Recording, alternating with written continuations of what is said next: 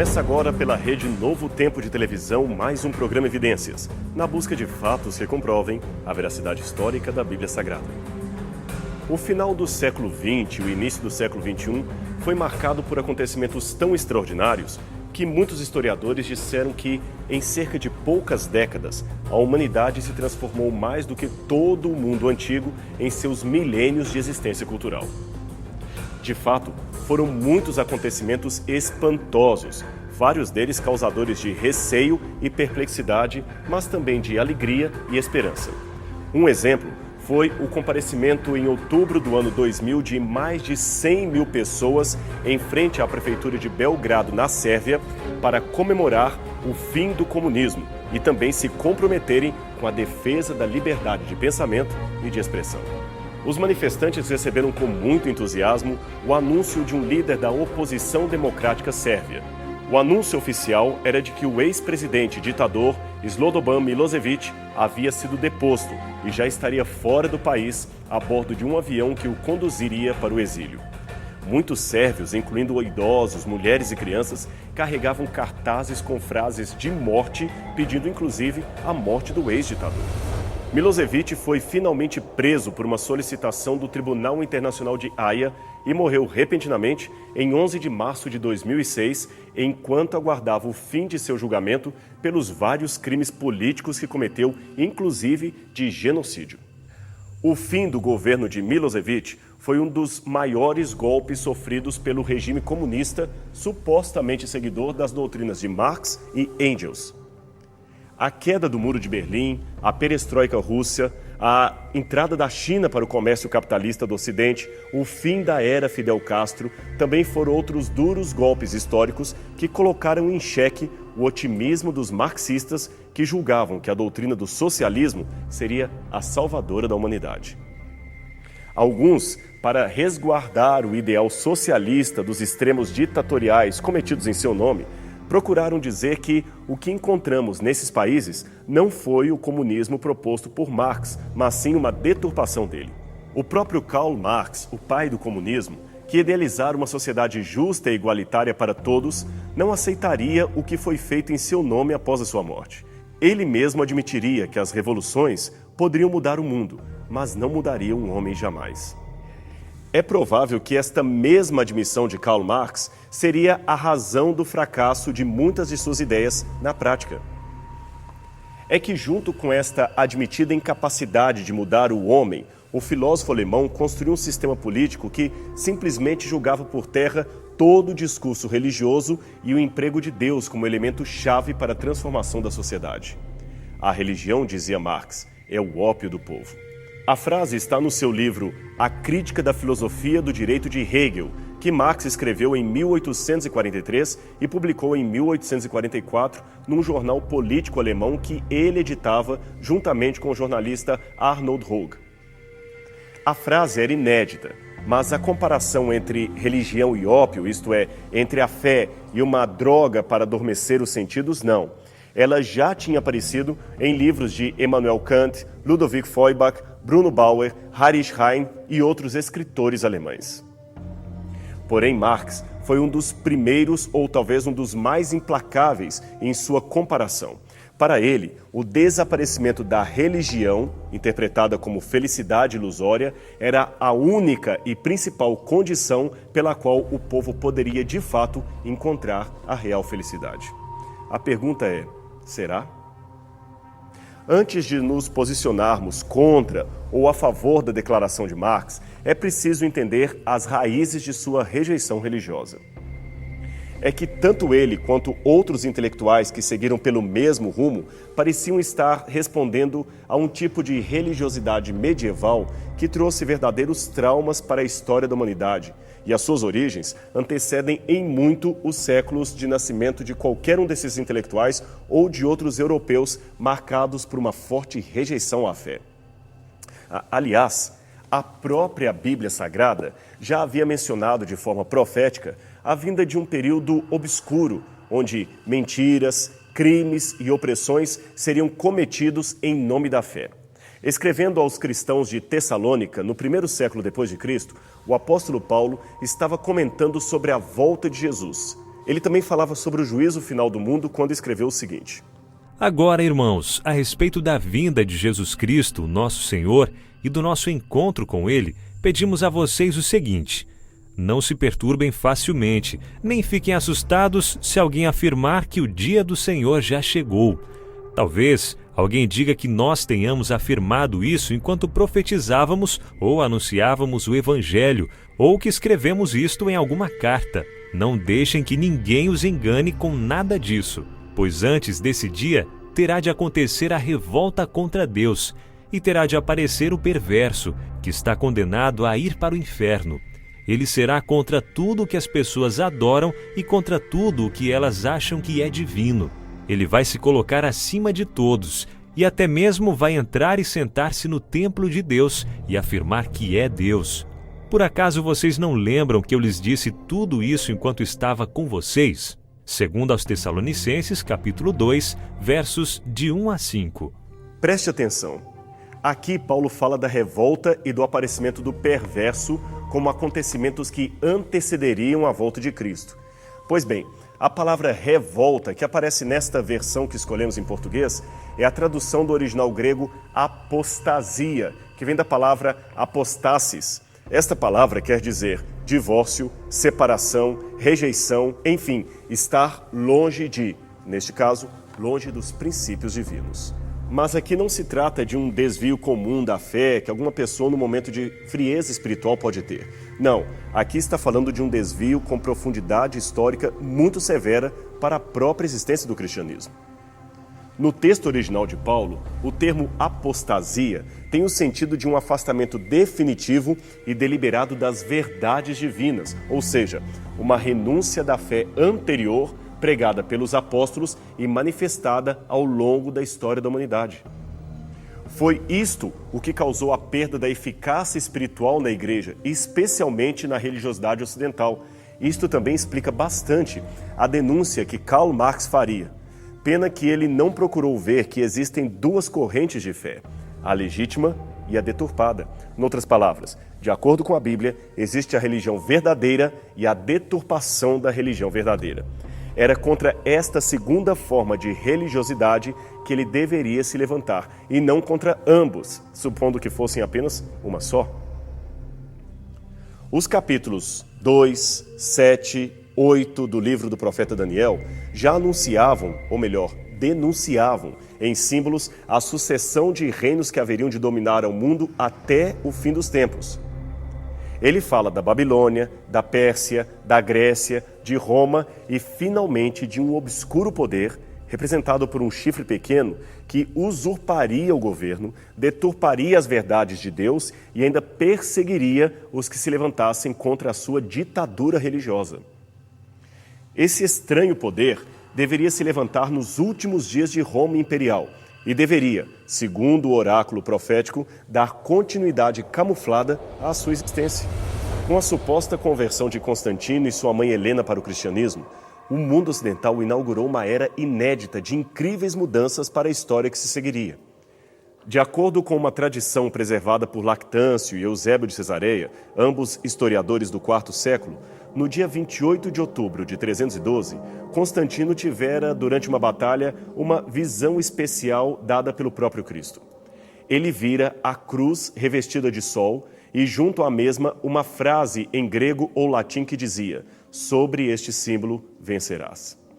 A partir daí, Constantino se declarou seguidor de Jesus Cristo, embora, estranhamente, ele só aceitou o batismo quando estava já à beira da morte. Então ele declarou a liberdade e a proteção imperial sobre o cristianismo. Bem, a sinceridade desse ato e as motivações e consequências do mesmo são debatíveis entre os historiadores. Mas aqui nos interessa o fato de que, neste momento, termina a antiga era da perseguição aos cristãos e, com Constantino, começa uma nova era de fortalecimento do poder temporal da Igreja em Roma. Ele, na verdade, foi um verdadeiro sincretismo das religiões. Veja, as medidas imediatas que ele tomou para pretensamente favorecer o cristianismo foram as seguintes: proibição aos judeus, sob pena de morte, de apedrejar seus patrícios que convertessem ao cristianismo. proibição aos prefeitos e municípios de obrigarem os cristãos a celebrar sacrifícios ao imperador ou outro deus que não Cristo, outorga de salários para os clérigos cristãos, descanso obrigatório no domingo. A administração permaneceu pagã, fez supor para seus correligiosos não cristãos que na verdade se tratava de honrar o sol, dies solis. Abolição das penas estabelecidas contra o celibato daqueles que negavam o casamento para servir à igreja. Jurisdição civil concedida aos bispos cristãos que passaram a ter fé pública, capacidade de se tornar juiz, privilégios diante de um fórum comum. Constituiu igrejas em Antioquia, Nicomédia, etc. Ofereceu túnicas brancas e 20 moedas de ouro para todos os que aceitassem ser batizados em nome de Jesus. Estudos mostram que mais de 15 mil pessoas se batizaram por causa disto. O já mencionado Eusébio de Cesareia conta que depois de entrar vitorioso em Roma, Constantino, supostamente convertido a Cristo, ergueu uma estátua de si mesmo, segurando o sinal do Senhor, isto é, a cruz, em sua mão direita. Os cristãos, neste tempo, já não se incomodavam mais com isto e ficavam até felizes com o sincretismo promovido pelo imperador. Aliás, neste tempo ele começou a intervir de maneira frequente nos negócios da igreja, sempre usando clérigos para representar o seu pensamento.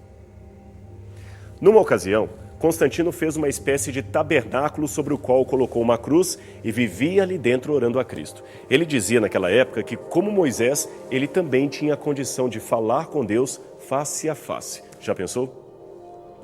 Ademais, o fato de Constantino ter se mudado para Bizâncio, na atual Turquia, e ter feito dali a nova capital do império, agora então batizada de Constantinopla, fez com que o bispo cristão de Roma ganhasse bastante autonomia e poder de decisão. Então, a cada novo imperador que surgia, salvo, é claro, Juliano o Apóstata, o poder da igreja ia crescendo cada vez mais e mais, até que no final do IV século, Jerônimo pôde fazer a seguinte declaração em seu tratado contra Joviniano. O Capitólio está deserto, os templos pagãos e as cerimônias a Júpiter caíram por terra todas de uma só vez. E assim seguia o poder da igreja cada vez mais soberano. E o tempo foi passando. Aí, depois da morte do imperador Teodósio, o Império Romano, que agora já estava dividido entre parte oriental e ocidental, começou a ser sucessivamente atacado por tribos bárbaras as mais diversas. A parte ocidental foi definitivamente a mais atacada. Ela também se tornou palco de invasões bárbaras e, por incrível que pareça, essas invasões minaram tremendamente o poder do imperador do Ocidente, aumentando em contrapartida a força do bispo de Roma, para quem as populações indefesas começaram a olhar como seu providencial protetor e libertador. Finalmente, em 476, com a tomada da cidade de Roma por Odoacro, o rei dos Érulos, Rômulus Augustus, reconhecidamente o último imperador da Roma Ocidental, foi deposto e o bispo de Roma acabou ficando como o único representante da falida civilização latina. Era a queda do Império Romano Ocidental, mas não a queda da Roma eclesiástica. Muitos bárbaros haviam se convertido ao cristianismo ariano antes da entrada em Roma. E embora Ário fosse um herege condenado pela igreja, a incursão missionária de seu movimento ajudou muito na construção de um poder político que favorecia o bispo de Roma. Mas ainda havia desafios a serem enfrentados e entre eles estava a tarefa de converter muitas tribos do paganismo e também converter visigodos e lombardos do arianismo para a ortodoxia cristã. Um evento, porém, muito significativo ocorreu quase no final do V século. Foi em 493. Clovis I, rei dos francos, casa-se com Clotilde, princesa católica da Borgonha. Mesmo permitindo que seus filhos fossem batizados, ele mesmo hesitava em abjurar a fé de seus ancestrais. Mas ele também viu a Igreja Católica Romana tornando-se o grande poder eclesiástico do presente e do futuro. Aí, é claro, se defrontou com a questão básica. Deveria o seu poder crescer em aliança com esse outro poder ou em oposição a ele? A resposta, é claro, foi positiva e, à semelhança de Constantino, Clovis também resolveu fazer firme aliança com o bispo de Roma. Ele mesmo terminou sendo batizado no Natal de 496. Ele e 3.000 de seus soldados pelo bispo Remídio de Reims, que proferiu na ocasião as seguintes palavras: Inclina tua cabeça, ó rei, em humildade, adora o que havias queimado e queime o que havias adorado. O batismo de Clovis foi um marco de uma nova era, especialmente dentro da Igreja Católica Romana, tanto que alguns historiadores referem-se a ele como o fundador do Estado Católico. Depois de Clovis, surge no Oriente um novo imperador chamado Justiniano, que também reconheceu no Papa João II o chefe não apenas da cristandade ocidental, mas também de todo o povo do Oriente e do mundo inteiro.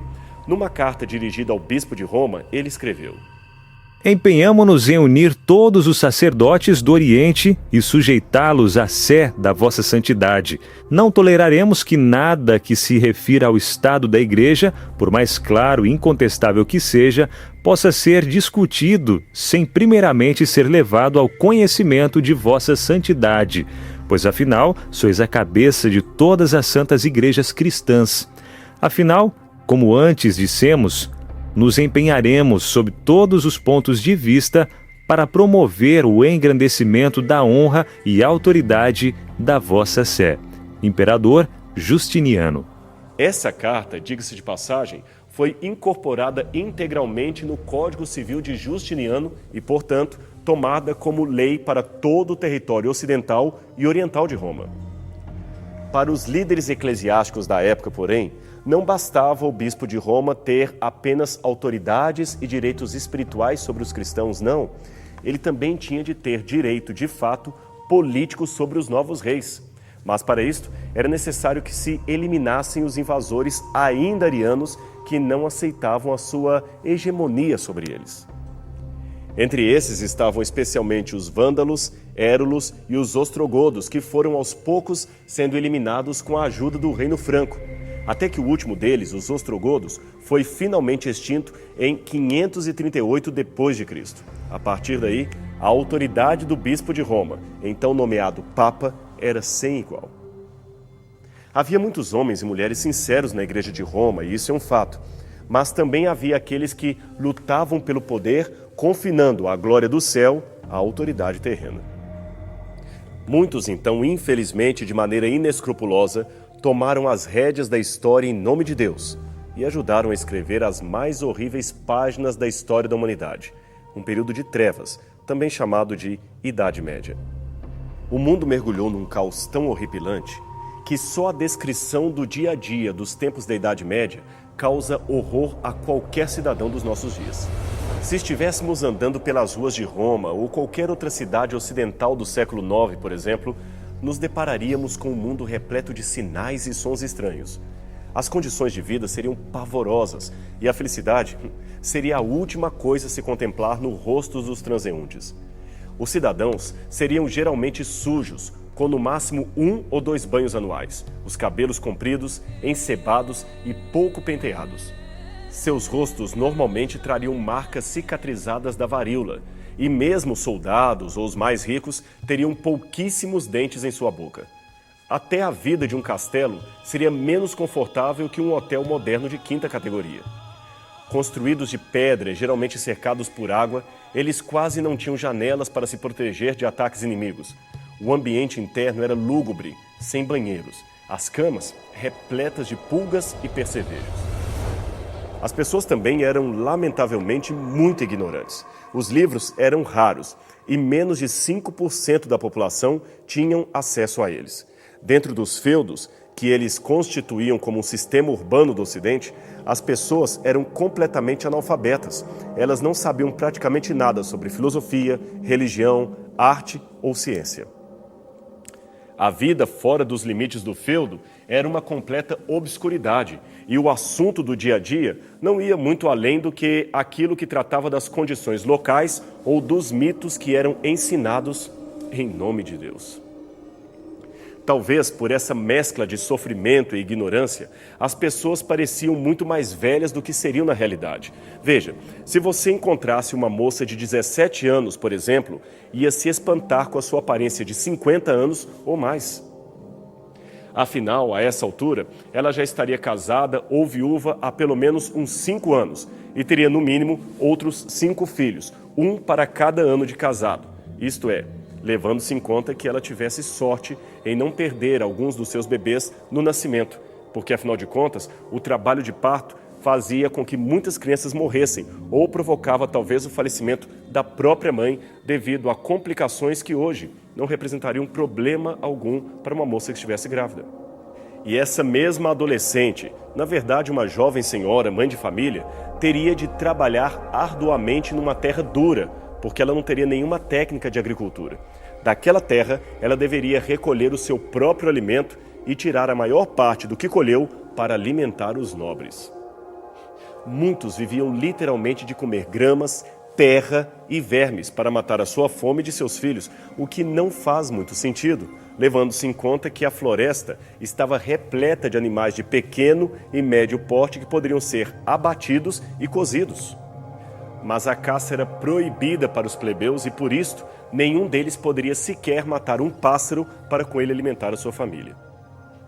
Dá para você imaginar que a subnutrição era algo muito constante. Aliás, as pessoas naquele tempo sofriam comumente de raquitismo e anemia, e não raro o pão que faziam mofava muito rápido por causa das péssimas condições de armazenamento. Mas o fato do pão estar mofado não impediu seu consumo, e como as pessoas comiam pão mofado, o mofo do centeio trazia uma doença chamada fogo sagrado. Muitos eram cometidos por ela. Essa doença fazia com que os camponeses tivessem inflamações por todo o corpo, além de fortes dores de barriga e constantes vômitos de sangue e bilis, além, é claro, de exalarem um terrível mau cheiro e espumarem como se fossem cães raivosos. Com esse quadro em mente, não nos espanta saber que uma pessoa comum da população mais pobre teria muita sorte se chegasse aos 35 anos de vida, e a maior parte deles morria antes mesmo de se tornar um adolescente. Assim, não é de se espantar que os níveis mais baixos da população fossem realmente tão pobres e tão sofridos. A Europa da Idade Média era um deserto vasto, quase intocado. Não havia grandes cidades, escolas, mercados. A população inteira da França era inferior a 6 milhões de habitantes, e a Inglaterra inteirinha, estamos falando de toda a ilha, não teria nem 900 mil moradores. Tudo em redor era escuro, com florestas impenetráveis entrecortando pequenos povoados e vilas de camponeses seriamente condenados à morte ou uma vida de miséria. E como sempre, aonde há miséria, há ditadores que tiram proveito da situação. Enquanto o povo morria às mínguas, o clero e os senhores e senhoras da nobreza se divertiam num imundo paraíso de injustiças e desperdício. Na Europa feudal, os senhores podiam tanto bater em seus servos quanto matá-los impunemente. Era apenas a utilidade econômica de um servo que refreava o pouco da brutalidade dos nobres que não queriam perder muito de seu capital. E como as pessoas se tornavam servas num feudo? Bem, havia alguns motivos, como por exemplo o espólio de guerra, as dívidas, mas o principal deles, e mais cruel ainda, era a fome. Diante da endêmica escassez de comida, muitos camponeses se escravizavam voluntariamente apenas para ter o que comer nas terras do senhor feudal. Imagine que situação. Mas esta era uma barganha cruel. Eles tinham de ficar presos à terra, proibidos de sair dali ou até mesmo de casar sem o consentimento do seu senhor. Em propriedades rurais da França e da Inglaterra, havia ainda uma prática terrível na qual os senhores feudais reivindicavam a ius prima noctis, ou direito à primeira noite. Sabe o que significava isto? Ele teria direito a ter relações sexuais com a noiva do servo na noite em que ele se casou com ela, desde que ambos fossem membros da sua propriedade. Em alguns poucos casos, o servo poderia, para redimir a sua noiva, pagar, sei lá com que dinheiro, ao senhor feudal para que não usasse o seu direito legal de possuí-la na noite de núpcias. Neste mundo de miséria, a esperança do povo vinha, é lógico, da igreja, das promessas de uma vida melhor no céu, com uma mansão de ouro, um banquete farto e o fim de todo o sofrimento. O problema é que a própria igreja contribuía para aquela situação de miséria, pois a igreja não permitia que o povo tivesse acesso a elementos mínimos da formação digna humana, como, por exemplo, a cultura e o conhecimento. Para eles, a ignorância e o analfabetismo eram apenas um instrumento para intensificar a fé do povo, mas não a fé num Deus verdadeiro, e sim a fé nos dogmas, na superstição, na tradição da igreja. Milhares morreram ouvindo o nome de Cristo sem jamais contemplarem sequer um exemplar da Bíblia Sagrada ou conhecer o verdadeiro Deus e a sua obra de salvação pela humanidade contidas neste livro. Essa era realmente uma religião de ópio e alienação, bem aos moldes da crítica de Karl Marx, mas não era, relembremos, a verdadeira religião da Bíblia. Contudo, esse quadro vai mudar. Os novos tempos terão um reavivamento da fé que certamente foi proporcionado pela própria providência divina. Esta providência, mais uma vez, se compadeceu do seu povo.